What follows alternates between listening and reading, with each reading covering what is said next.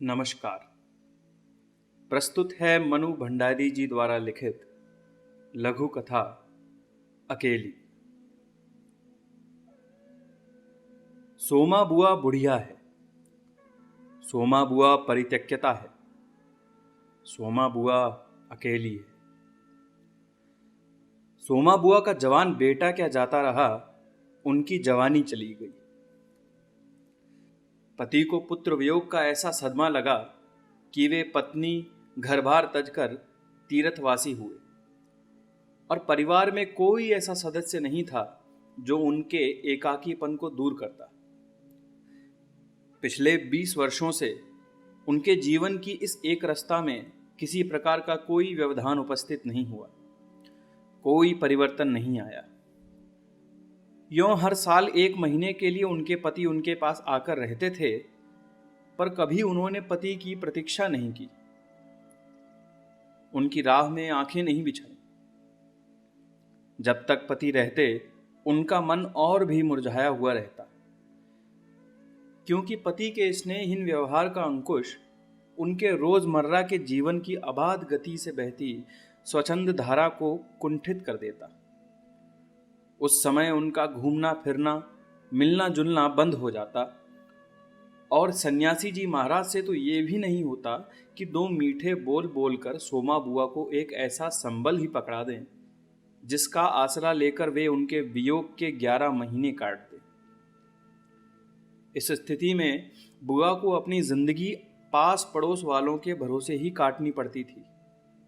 किसी के घर मुंडन हो, छठी हो, जनेऊ हो, शादी हो या गमी, बुआ पहुंच जाती और फिर छाती फाड़ कर काम करती, मानो वे दूसरों के घर में नहीं अपने ही घर में काम कर रही हो। आजकल सोमा बुआ के पति आए हैं और अभी अभी कुछ कहा सुनी हो चुकी है।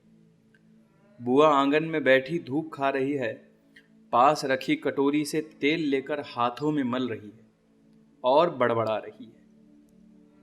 इस 1 महीने में अन्य अवयवों के शिथिल हो जाने के कारण उनकी जीभ ही सबसे अधिक सजीव और सक्रिय हो उठती है।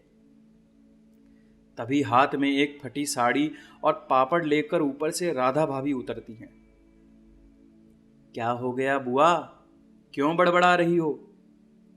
फिर सन्यासी जी महाराज ने कुछ कह दिया क्या? अरे मैं कहीं चली जाऊं सो इन्हें नहीं सुहाता। कल चौके वाली किशोरी लाल के बेटे का मुंडन था, सारी बिरादरी को न्योता था। मैं तो जानती थी कि ये पैसे का गुरूर है कि मुंडन पर सारी बिरादरी को न्योता है, पर काम उन नई नवेली बहुओं से संभलेगा नहीं, सो जल्दी चली गई। हुआ भी वही। और सरक कर बुआ ने राधा के हाथ से पापड़ लेकर सुखाने शुरू कर दिए। एक काम गत से नहीं हो रहा था। अब घर में कोई बड़ा बूढ़ा होवे तो बतावे, या कभी किया हो तो जाने। गीत वाली औरतें मुंडन पर बन्ना बन्नी गा रही थी। मेरा तो हंसते हंसते पेट फूल गया। और उसकी याद से कुछ ही देर पहले का दुख और आक्रोश धुल गया। अपने सहज स्वाभाविक रूप में वे कहने लगीं, भट्टी पर देखो तो अजब तमाशा, समोसे कच्चे ही उतार दिए और इतने बना दिए कि 2 बार खिला दो, और गुलाब जामुन इतने कम कि एक पंगत में भी पूरे ना पड़े। उसी समय मैदा सान कर नए गुलाब जामुन बनाए। दोनों बहुएं और किशोरी लाल तो बेचारे इतना जस मान रहे थे कि क्या बताऊं। कहने लगे, अम्मा तुम न होती तो आज भद्द उड़ जाती, अम्मा तुमने लाज रख ली। मैंने तो कह दी कि अरे अपने ही काम ना आवेंगे तो कोई बाहर से तो आवेगा नहीं। यह तो आजकल इनका रोटी पानी का काम रहता है, नहीं तो मैं सवेरे ही चली आती। तो सन्यासी जी महाराज क्यों बिगड़ पड़े? उन्हें तुम्हारा आना जाना अच्छा नहीं लगता? राधा ने कहा, यों तो मैं कहीं आऊं जाऊं सो इन्हें नहीं सुहाता, और फिर कल किशोरी के यहां से बुलावा नहीं आया। अरे मैं कहूं कि घर वालों को कैसा बुलावा? वे लोग तो मुझे अपनी मां से कम नहीं समझते, नहीं तो कौन भला यूं भट्टी और भंडार कर सौंप देता है। पर उन्हें अब ये कौन समझावे। कहने लगे, तू जबरदस्ती लोगों के काम में टांग अड़ाती है। और एकाएक उन्हें उस क्रोध भरी वाणी और कटु वचनों का स्मरण हो आया जिनकी बौछार कुछ देर पहले ही उन पर हो चुकी थी। याद आते ही फिर से उनके आंसू बह चले। अरे रोती क्यों हो बुआ? कहना सुनना तो चलता ही रहता है। सन्यासी जी महाराज 1 महीने को आकर रहते हैं, सुन लिया करो, और क्या। सुनने को तो सुनती ही हूं, पर मन तो दुखता ही है ना कि 1 महीने को आते हैं तो भी कभी मीठे बोल नहीं बोलते। मेरा आना जाना इन्हें नहीं सुहाता, सो तू ही बता रहा था कि तो साल में 11 महीने हरिद्वार रहते हैं। इन्हें तो नाते रिश्तेदारों से कुछ लेना देना नहीं, पर मुझे तो सबसे निभाना पड़ता है ना। मैं भी सबसे तोड़ ताड़ कर बैठ जाऊं तो कैसे चलेगा। मैं तो इनसे कहती हूं कि जब पल्ला पकड़ा है तो अंत समय भी अपने साथ रखो, सो तो इनसे होता नहीं। सारा धर्म कर्म यही लूटेंगे, सारा जस यही बटोरेंगे, और ऊपर मैं अकेली पड़ी पड़ी यहां इनके नाम को रोया करूं। उस पर से कहीं आऊं जाऊं तो वो भी इनसे बर्दाश्त नहीं होता। और बुआ फूट फूट कर रो पड़ी। राधा ने आश्वासन देते हुए कहा, रो नहीं बुआ, अरे वे तो इसलिए नाराज हुए कि बिना बुलाए तुम चली गईं। बेचारे इतने हंगामे में बुलाना भूल गए तो मैं भी मान कर बैठ जाती, फिर घर वालों को कैसा बुलाना। मैं तो अपनेपन की बात जानती हूं।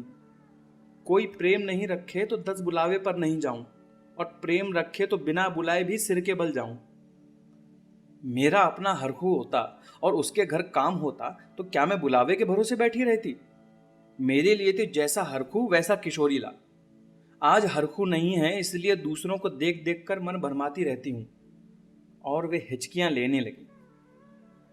सूखे पापड़ों को बटोरते बटोरते स्वर को भरसकर कोमल बनाकर राधा ने कहा, तुम भी बुआ बात को कहां से कहां ले गई। लो अब चुप हो जाओ, पापड़ भून कर लाती हूं, खाकर बताना कैसा है। और वह साड़ी समेट कर ऊपर चढ़ गई।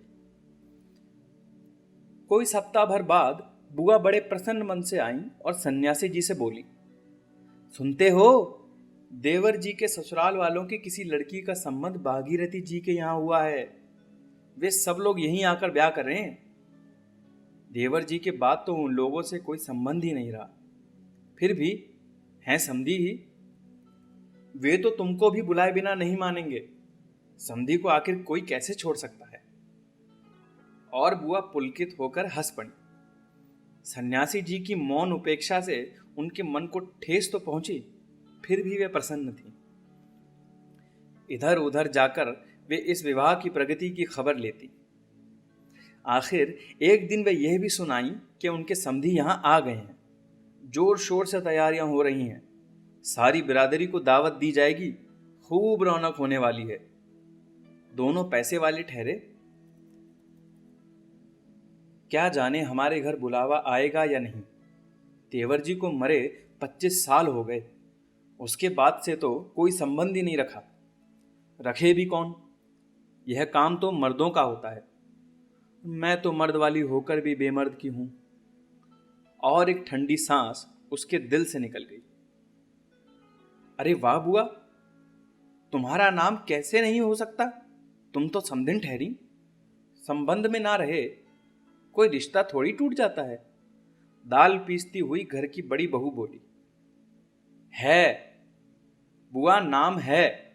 मैं तो सारी लिस्ट देख कर आई हूं, विधवा ननद बोली।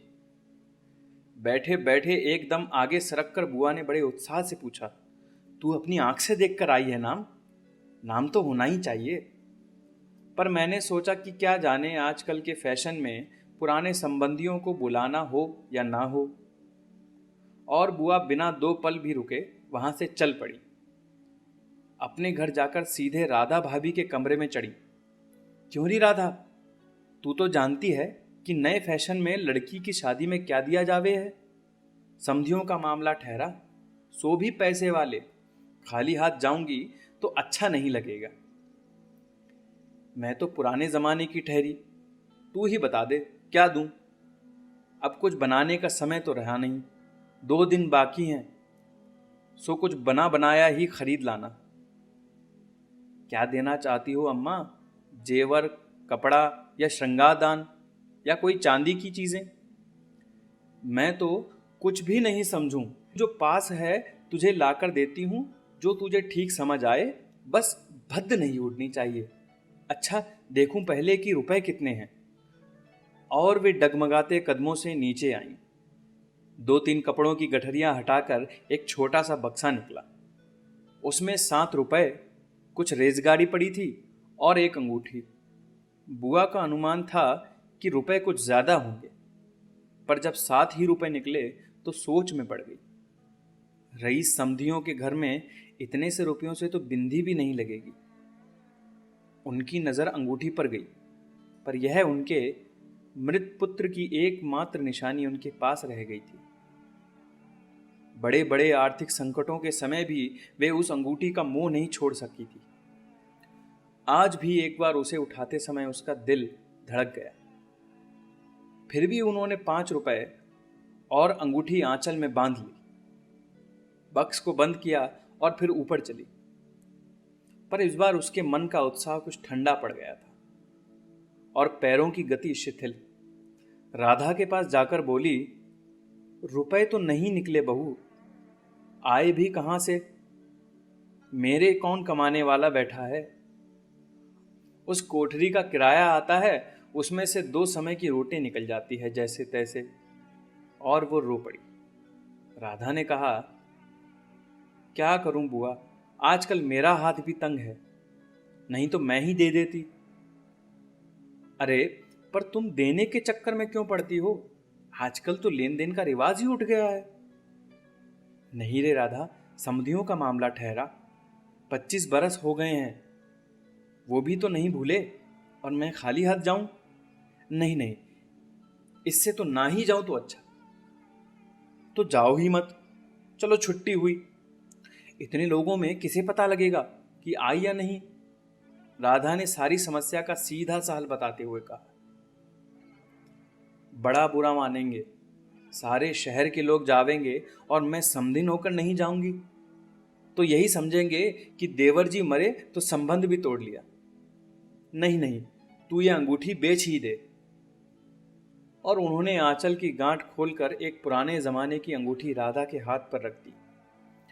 फिर बड़ी मिन्नत के स्वर में बोली, तू तो बाजार जाती है राधा, इसे बेच देना और जो कुछ ठीक समझे खरीद लेना, बस शोभा रह जावे, इतना ख्याल रखना। गली में बुआ ने चूड़ी वाले की आवाज सुनी तो एकाएक ही उसकी नजर अपने हाथ की भद्दी मटमैली चूड़ियों पर जाकर टिक गई। कल समधियों के यहां जाना है, जेवर नहीं तो कम से कम कांच की चूड़ियां तो अच्छी पहन ले। पर एक अत्यंत लाज ने उसके कदमों को रोक दिया, कोई देख लेगा तो। लेकिन दूसरे ही क्षण अपनी इस कमजोरी पर विजय पाती सी वे पीछे के दरवाजे पर पहुंच गई और 1 रुपया कलदार खर्च करके लाल हरी चूड़ी के बंद पहन लिए। पर सारे दिन हाथों को साड़ी के आंचल से ढके ढके फिरी। शाम को राधा भाभी ने बुआ को चांदी की एक सिंदूरदानी, एक साड़ी और एक ब्लाउज का कपड़ा लाकर दे दिया। सब कुछ देख पाकर बुआ बड़ी प्रसन्न हुई और यह सोच सोचकर कि जब वे ये सब देंगी तो उनकी समधिन पुरानी बातों की दुहाई दे देकर उनकी मिलनसारिता की कितनी प्रशंसा करेंगी, उनका मन पुलकित होने लगा। अंगूठी बेचने का गम भी जाता रहा। पास वाले बनिए के यहां से एक आने का पीला रंग लाकर रात में उन्होंने साड़ी रंगी। शादी में सफेद साड़ी पहनकर जाना क्या अच्छा लगेगा? रात में सोई तो मन कल की ओर दौड़ रहा था। दूसरे दिन 9 बजते बजते खाने का काम समाप्त कर डाला। अपनी रंगी हुई साड़ी देखी तो कुछ जची नहीं। फिर ऊपर राधा के पास पहुंची। क्यों राधा, तू तो रंगी साड़ी पहनती है तो बड़ी आब रहती है, चमक रहती है, इसमें तो चमक आई नहीं। तुमने कलब जो नहीं लगाया अम्मा, थोड़ा सा मांड देती तो अच्छा रहता। अभी दे दो, ठीक हो जाएगी। बुलावा कब का है? अरे, नए फैशन वालों का मत पूछो, ऐन मौके पर भी बुलावा आ जाता है। 5 बजे का मुहूर्त है, दिन में कभी भी आ जावेगा। राधा भाभी मन ही मन मुस्कुरा उठी। बुआ ने साड़ी में मांड लगाकर सुखा दिया। फिर एक नई थाली निकाली। अपनी जवानी के दिनों में बुना हुआ क्रोशिये का एक छोटा सा मेज पोश निकाला थाली में साड़ी, सिंदूरदानी, एक नारियल और थोड़े से बताशे सजाए। फिर जाकर राधा को दिखाया। सन्यासी महाराज सवेरे से इस आयोजन को देख रहे थे और उन्होंने कल से लेकर आज तक कोई 25 बार चेतावनी दे दी थी कि यदि बुलावा न आए तो चली मत जाना, नहीं तो ठीक नहीं होगा। हर बार बुआ ने बड़े ही विश्वास के साथ कहा, मुझे क्या बावली समझ रखा है जो बिना बुलाए चली जाऊंगी। अरे वह पड़ोस वाली की नंदा अपनी आंखों से बुलावे की लिस्ट में मेरा नाम देखकर आई है, और बुलाएंगे क्यों नहीं? शहर वालों को बुलाएंगे और समधी को नहीं बुलाएंगे। 3 बजे के करीब बुआ को अनमने भाव से छत पर इधर उधर घूमते देख राधा भाभी ने आवाज लगाई, गई नहीं बुआ? एकाएक चौंकती हुई बुआ ने पूछा, कितने बज गए राधा? क्या कहा, 3? सर्दी में तो दिन का पता ही नहीं लगता। बजे 3 ही हैं और धूप सारी छत पर से ऐसे सिमट गई मानो शाम हो गई। फिर एकाएक जैसे ख्याल आया कि यह तो भाभी के प्रश्न का उत्तर हुआ ही नहीं। जरा ठंडे स्वर में बोली, मुहूर्त तो 5 बजे का है, जाऊंगी तो 4 तक जाऊंगी, अभी तो 3 ही बजे हैं। बड़ी सावधानी से उन्होंने स्वर में लापरवाही का पुट दिया। बुआ छत पर से गली में नजर फैलाए खड़ी थी। उसके पीछे ही रस्सी पर धोती फैली हुई थी जिसमें कलफ लगा था और अबरक छिड़का हुआ था। अबरक के बिखरे हुए कण रह रहकर धूप में चमक रहे थे, ठीक वैसे ही जैसे किसी को भी गली में घुसता हुआ देख बुआ का चेहरा चमक उठता था। 7 बजे के धुंधलके में राधा ने ऊपर से देखा तो छत की दीवार से सटी गली की ओर मुंह किए एक छाया मूर्ति दिखाई दी। उसका मन भर आया। बिना कुछ पूछे इतना ही कहा, बुआ, सर्दी में खड़ी खड़ी यहां क्या कर रही हो? आज खाना नहीं बनेगा क्या? 7 तो बज गए। जैसे एकाएक नींद में से जागते हुए बुआ ने पूछा, क्या कहा? 7 बज गए? फिर जैसे अपने से ही बोलते हुए पूछा, पर 7 कैसे बज सकते हैं? मुहूर्त तो 5 बजे का था। और फिर एकाएक ही सारी स्थिति को समझते हुए स्वर को भरसक संयत बनाकर बोली, अरे खाने का क्या है, अभी बना लूंगी। 2 जनों का तो खाना है, क्या खाना और क्या पकाना। फिर उन्होंने सूखी साड़ी को उतारा, नीचे जाकर अच्छी तरह उसकी तय की, धीरे धीरे हाथों की चूड़ियां खोली, थाली में सजा हुआ सारा सामान उठाया और सारी चीज़ों को बड़े जतन से अपने एकमात्र संदूक में रख दी। और फिर बड़े ही बुझे हुए दिल से अंगीठी जलाने लगी।